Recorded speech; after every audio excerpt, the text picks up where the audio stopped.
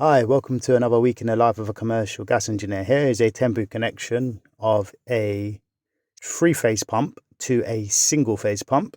So it was once three-phase and the single-phase pump was sent, and then this was temporary connection of the single-phase.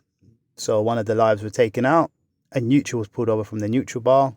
On this particular site, I had some booster sets off and I needed to turn them on in order to test a system. Quite a large system, so I was getting it back on. So I pumped back on, flicked up the breakers, got the hydro bars up to 3 bar, and then checked the system, which had to be reinstated. Let me show you a bit more. So in this system, needed to isolate a particular riser, so I had to get in some valves, used an axi lock and some primo fittings over here.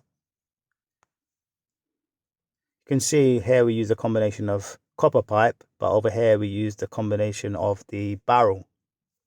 So this is it before it went in during the installation of the valve. So on this system you had a tank in the loft, but the tank had been isolated. So in the loft space they had a tank, but the tank had been cut off, and the system had a brake tank in the basement just off those booster sets, and then it leads straight to the flats. This is in the cylinder cupboard where I cut another isolation valve in. So with 2 risers that were isolated, and then here is the work that was taking place. What do you think of these axi locks? Have they let you down before? Sometimes you've got the repair clamp here, but you can make up your own clamp, so you don't necessarily need to buy one, but you can just get a bit of a Jubilee clip or a clip and get some rubber and make up your own clamp. But they do sell repair clamps.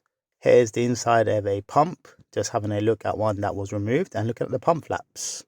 And this is a look at one of those primo fits inside of them, here with the barrel and just connecting it up. You can see, make sure that you've got the washers in place and so on, and it all goes on well. All right, thank you for joining me. Please leave comments in the section below. Until next time, bye bye bye.